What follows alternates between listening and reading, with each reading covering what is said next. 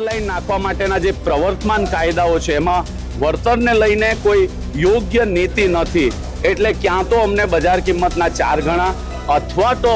Tower દીઠ 50,000 રૂપિયાનું માસિક ભાડું, એવી કોઈ નીતિ નક્કી ન થાય ત્યાં સુધી ટાવર દીઠ 2 કરોડ રૂપિયાનું વળતર મળે એવી માંગણીનું અમે આવેદન આપ્યું છે। જે પ્રકારે 15 દિવસમાં જ જમીન ખેડૂતો પાસે ખરીદી લેવામાં આવી હતી અને એની બિનખેતી કરી દેવામાં આવી, એના મોટા પ્રમાણમાં રાજકીય આંકાઓએ, તાલુકાના આંકાઓએ મોટા પ્રમાણમાં નુકસાન કર્યું હતું અને એ અનુસંધાનમાં સમગ્ર બાબતની તપાસ રાજ્ય સરકારે કરી હતી અને કલેક્ટરે પણ એની સામે મનાઈ હુકમ કરવામાં આવ્યો હતો। ફરીવાર આ સબસ્ટેશનના બહાને ખેડૂતોની જમીન ફરીવાર આ પચાવવાનું કાવતરું કરવામાં આવ્યું છે, એની સામે ખેડૂત સમાજ કિસાન કોંગ્રેસ લડત ચલાવી રહી છે અને જે રીતે સરકારમાં ઝડપથી ખેડૂતોના પ્રશ્નોની રજૂઆત થાય